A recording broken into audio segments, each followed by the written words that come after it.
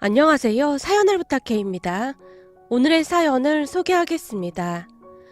저도 정말 기가 막힌 일을 겪었기에 이렇게 글을 쓰게 되었습니다.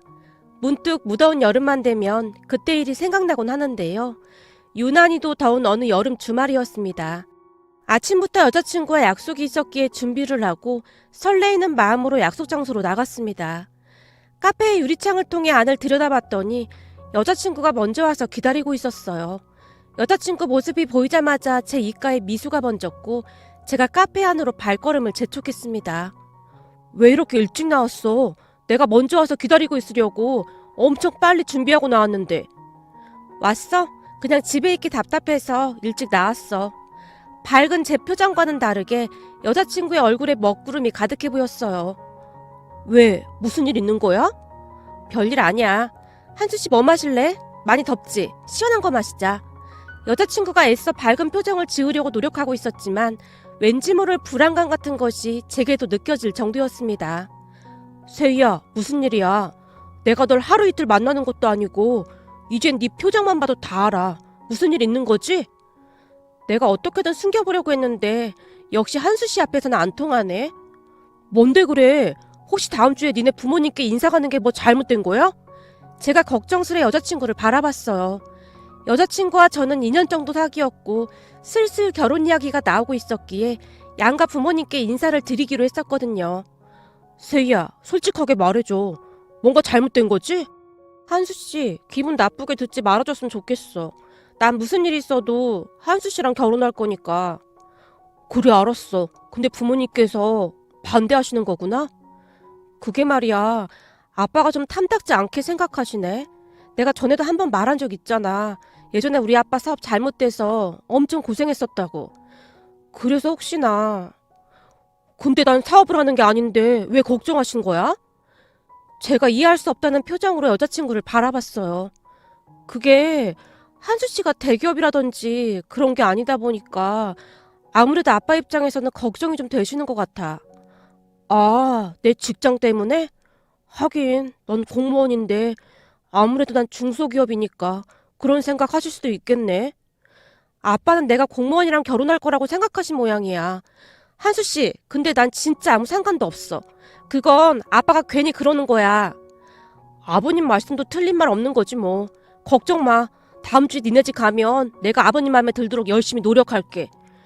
한수씨, 그래서 말인데 우리 집에 인사 가는 건 조금 더 미뤘으면 하거든? 우리 아빠가 아직 준비가 안 되신 것 같아서 말이야. 근데 내가 되도록이면 빨리 다시 날짜 잡아볼게. 아니야. 네가 미안할 게 뭐가 있어. 그렇게 하자. 난 괜찮으니까 신경 쓰지 마. 한수씨, 진짜 미안해. 우리 아빠가 고집이 좀 세긴 한데 한편으로는 마음이 많이 약하신 분이라 내가 설득하면 금방 괜찮아지실 거야.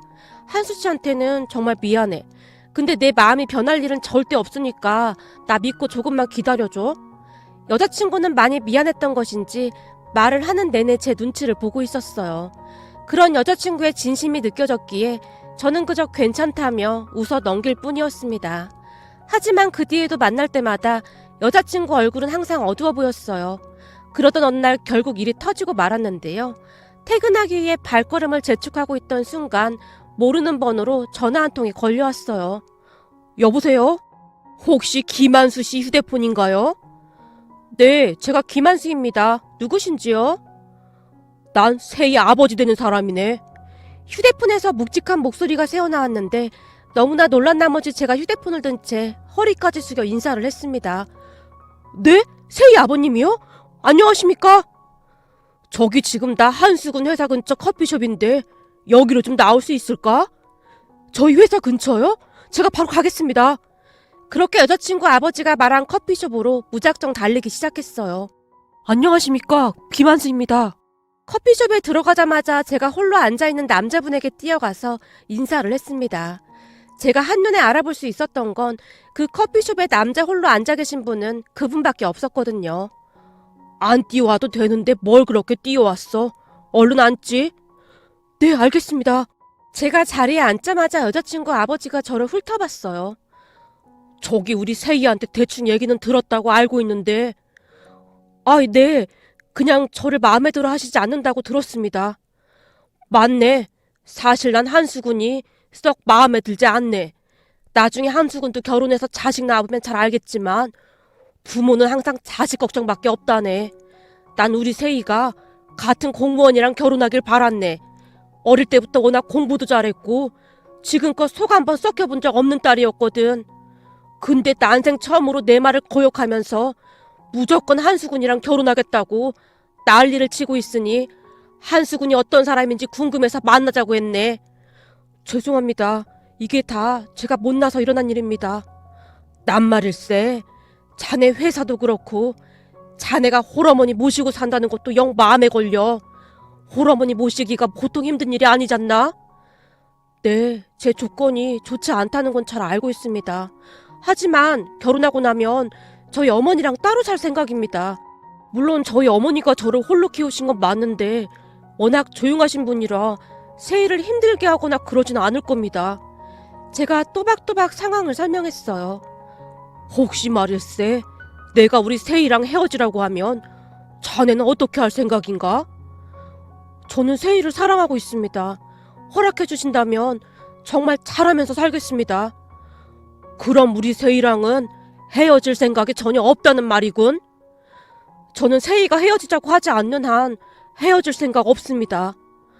그러니까 자네 말은 자네 뒤에 우리 세희가 떡하니 버티고 있으니까 한번 해볼 테면 해봐라. 뭐 그런 말인 건가? 아닙니다. 그런 말이 아닙니다. 다만 저는 세희 없으면 못 살 것 같습니다. 부디 한 번만 기회를 주십시오. 여자친구 아버지가 어찌나 무섭게 노려보던지 제가 고개를 푹 숙이고 있었어요. 그럼 다음 주에 우리 집에 오게나. 다음 주 말씀이십니까? 그래. 근데 내가 자네를 허락해서 오라고 하는 건 아닐세. 단지 우리 세희가 너무 힘들어해서 내 마음이 아파서 그런 거네. 그건 똑바로 알아두게나. 그냥 와서 밥이나 먹고 가는 거 그 이상도 그 이하도 아니란 말일세. 그리고 오늘 우리가 만난 건 우리 세희한테 절대 말하지 말고 자네 전화번호도 세희 휴대폰에서 몰래 알아내는 거니까. 네, 알겠습니다. 제 대답을 들은 여자친구 아버지가 바로 일어나서 나가버리셨어요. 그런 여자친구 아버지의 뒷모습을 한동안 바라보고 있었는데요. 아무래도 여자친구와의 결혼이 쉽지만은 않겠구나 하는 생각이 들었습니다. 저를 바라보는 여자친구 아버지의 눈빛은 싸늘하다 못해 원망이 가득해 보였거든요. 어쩌면 결혼을 못할 수도 있겠구나 하는 생각까지 들었습니다. 그날 여자친구를 만났는데요. 한수씨, 드디어 우리 아빠가 한수씨를 집에 초대했어. 거봐, 내가 뭐라고 했어? 우리 아빠 마음 약하신 분이라 조금만 지나면 괜찮아지실 거라고 했잖아. 우리 아빠가 날 워낙 예뻐하셔서 나 마음 아파하는 건 절대 못 보시는 분이거든. 그렇네. 근데 한수씨 반응이 왜 그래? 하나도 안 기쁜 것 같은데? 아니야. 나도 엄청 기뻐. 근데 얼굴에 하나도 안 기쁘다 이렇게 써있는데? 아니야. 오늘 회사에서 일이 좀 있었거든. 그래서 좀 피곤하네. 그래? 그럼 오늘은 일찍 들어갈까? 한수씨 집에 가서 좀 쉬어. 그럴까? 아무래도 머리가 너무 아파서 좀 쉬어야겠다. 그날은 집에 일찍 들어가서 쉬었는데 여자친구 집에 인사를 가야 하나 말아야 하나 엄청난 고민이 되었어요. 그곳에 가서 아무렇지도 않은 척 있을 자신이 없었으니까요. 그렇게 며칠 동안 홀로 고민만 하고 있었지만 너무나 해맑은 표정으로 즐거워하는 여자친구를 보며 차마 어떠한 말도 하지 못한 채 약속한 주말에 여자친구 집에 인사를 갔습니다. 여자친구 어머님은 아버님과는 다르게 반가운 얼굴로 맞아주셨어요. 하지만 여자친구 아버님은 뒤에 서서 무표정한 얼굴로 계셨고요. 그런데 그 순간 뒤에 있던 여자친구 남동생이 저를 보더니 놀라서 소리쳤어요. 형! 그런 여자친구 동생의 말에 저 또한 놀란 채 바라보고 있었는데요. 너무 긴장을 하고 있던 탓이었던지 누구인지 잘 기억이 나지 않았어요. 형, 저 기억 안 나세요? 누구? 너 혹시? 네, 맞아요. 저 세영이요. 그때 그 트럭 몰던 세영이요. 세영아, 잘 지내고 있었어? 그럼요. 형 덕분에 아주 잘 지내고 있죠. 근데 형이 우리 누나 남친이었어요? 저 군대 간 뒤로 형이랑 연락 끊겼었는데 이렇게 보게 되다니 진짜 신기하네요. 아빠, 이 형이 그때 그 형이야. 왜 그때 내가 트럭 몰다가 사고 낸 적 있었다고 했잖아. 그때 이 형이 이래저래 많이 도와줬다고 했었잖아. 뭐? 그 청년이 바로 이 청년이란 말이야? 그렇다니까. 그때 내가 얼마나 고마웠는지 몰라. 순간 여자친구 동생, 그러니까 세영이의 눈동자가 촉촉히 젖어 있었어요. 지금 생각해봐도 세영이와 저의 인연은 참 신기할 따름인데요. 그게 벌써 한참 전의 일이네요. 취업을 하고 난 뒤 조금씩 돈을 모아 중고차를 하나 장만했었습니다. 집에서 회사까지 거리가 멀기도 했었고 대중교통으로 다니기에는 상당히 불편한 부분이 많았거든요. 좋은 차는 아니었지만 첫 차였기에 애지중지하면서 타고 다니고 있었는데요. 그러던 어느 날 그날도 퇴근해서 집으로 가고 있었는데요. 차가 밀리는 것 같아 속도를 조금 줄였는데요. 그런데 갑자기 뭔가 쿵 하는 소리와 함께 제 몸이 휘청거렸어요. 그때는 너무나 놀란 나머지 순간 정신까지 아득해진 채 멍이 앉아있을 뿐이었습니다. 그리고 곧 정신을 차려서 주변을 둘러봤더니 밖에서 사람들이 제게 괜찮아요? 라고 묻고 있었어요. 그렇게 제가 차에서 내렸는데 갑자기 충격을 받아서 그런지 목이랑 허리에서 통증이 느껴졌어요. 그 순간 제 차를 들이받은 젊은 남자가 급히 뛰어왔는데요. 괜찮으세요? 정말 죄송합니다. 제가 운전한 지 얼마 되지 않아서 사고를 냈습니다. 죄송합니다. 젊은 남자는 잔뜩 겁에 질려있는 듯 입술까지 파르르 떨고 있었어요. 그 모습을 보며 저도 모르게 안쓰러운 생각이 들었고 난 괜찮은데 그쪽은 어디 다친 데 없어요? 아닙니다. 저는 괜찮습니다. 근데 진짜 괜찮으신 거예요? 목이랑 허리에 통증이 조금 있는데 심한 건 아니어서 큰 문제는 없는 것 같습니다. 그제서야 제가 그 젊은 남자의 차를 바라봤는데 낡을 대로 낡은 트럭이었어요. 이미 사고는 났고 어떡하겠어요. 우리 때문에 차가 많이 밀리는 것 같으니까 갓길에 차 대고 빨리 보험 처리하시죠. 저도 보험회사에 전화할 테니까 그쪽도 보험회사에 전화하시죠. 저기 그게 그냥 차 수리비 제가 개인적으로 현금으로 드리면 안 될까요? 네? 개인적으로요? 이럴 경우에는 보험 처리하는 게 나을 텐데요.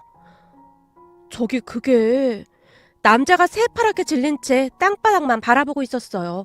그런 남자를 보며 문득 뭔가가 떠올랐는데요. 혹시 보험 안 드신 거예요? 제 물음에 마치 금방이라도 눈물이 뚝뚝 떨어질 것 같이 젊은 남자의 눈에 눈물이 그렁그렁했어요. 저기 왜 그러세요? 괜찮으니까 말해보세요. 사실은 제가 운전면허는 있는데 운전은 거의 안 하거든요. 운전한 일도 별로 없고요. 제가 나이도 어리고 그래서 아버지 트럭에 제 나이까지 보험을 따로 안 들어놨었거든요. 근데 오늘 아버지가 운영하는 공장에 문제가 좀 생겼는데 운전할 사람이 없다고 해서 급한 김에 제가 운전을 하고 나왔어요. 아버지가 너무 급하다고 하셨어요. 저기 정말 죄송한데 제가 매달 얼마씩 갚아드리면 안 될까요? 젊은 남자가 간절한 표정으로 저를 바라봤어요. 매달 얼마씩이요? 네, 지금 우리 아버지 공장이 어려워져서 심각한 상태거든요. 근데 제가 사고까지 낸 거 알면 아버지가 충격받으실 것 같아서요. 제가 대학생인데 아르바이트라도 해서 매달 꼭 갚겠습니다. 여기 제 전화번호입니다. 제발 부탁드립니다.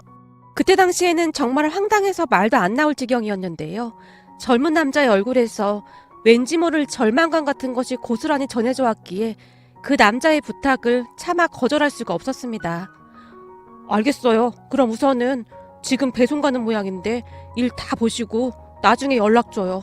상품이 파손된 건 아닌지 모르겠네요. 정말요? 정말 감사합니다. 그럼 제가 매달 얼마씩 꼭 갚아드릴게요. 이거 배송 끝나고 바로 연락드리겠습니다. 이 은혜 잊지 않겠습니다. 그렇게 저는 집에 돌아왔고 집 근처 자동차 정비소에 차를 맡겼습니다. 물론 수리비가 꽤 나왔고요. 속이 쓰리긴 했지만 이미 일어난 사고를 어쩌겠냐 그렇게 생각하려고 노력하고 있었는데요. 잠시 후 휴대폰 벨소리가 울렸어요. 안녕하세요. 오늘 사고 냈던 학생입니다. 그 이후에 어디 아프신 곳은 없으셨나요? 네, 목이랑 허리가 조금 뻐근하긴 한데 크게 문제가 있는 것 같지는 않네요. 근데 학생은 괜찮아요? 그때 충격이 꽤 컸을 텐데. 아닙니다. 저는 괜찮습니다.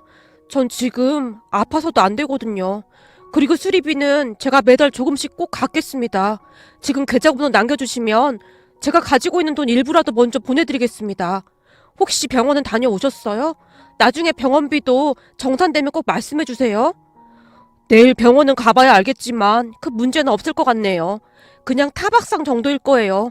오늘 밤 파스 붙이고 자면 좀 좋아지지 않을까요? 그래도 혹시 모르니 병원은 꼭 다녀오세요. 젊은 남자가 다시 한번 당부했어요.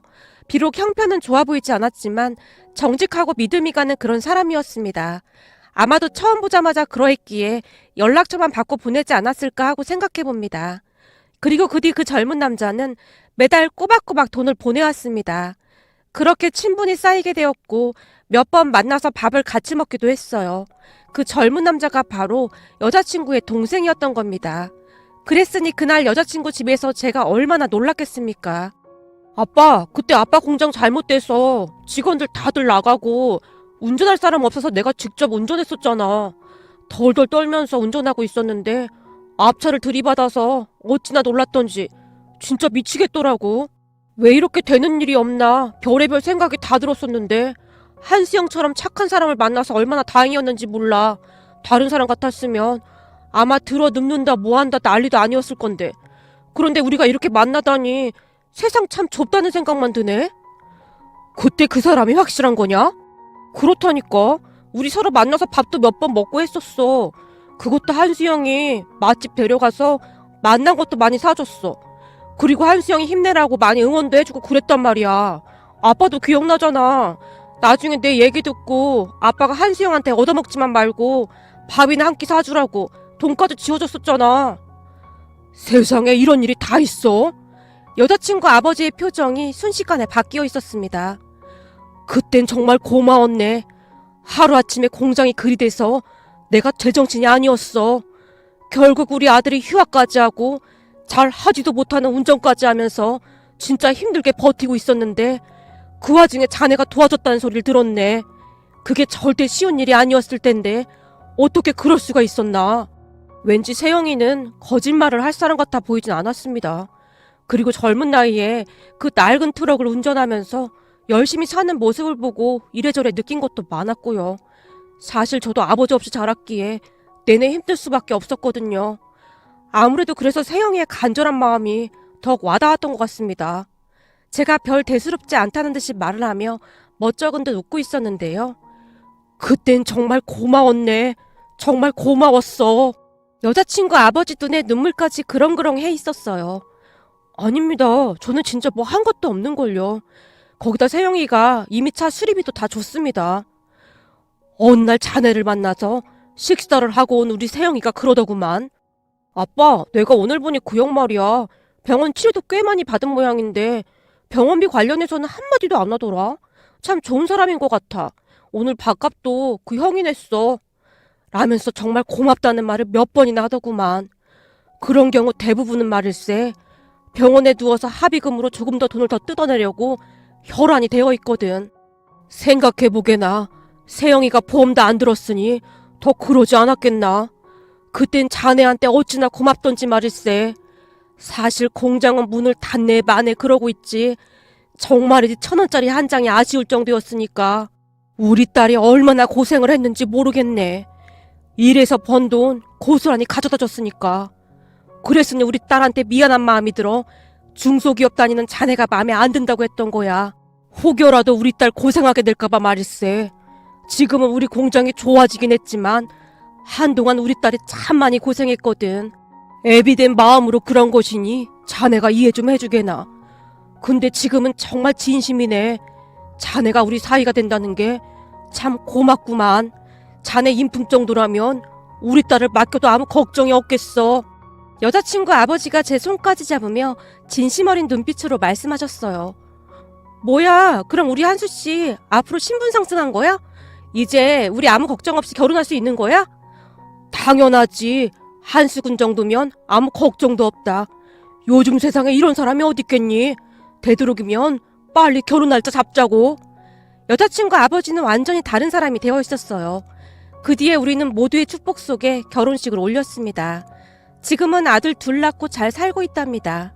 요즘도 장인어른은 저를 그렇게 예뻐하실 수가 없는데요. 제가 처갓집에 간다고 하면 몸에 좋다는 음식들을 잔뜩 준비해서 기다리실 정도랍니다. 간혹가다 장인어른과 술이라도 마시게 되는 날이면 그땐 내가 자네한테 왜 그랬는지 정말 미안하네.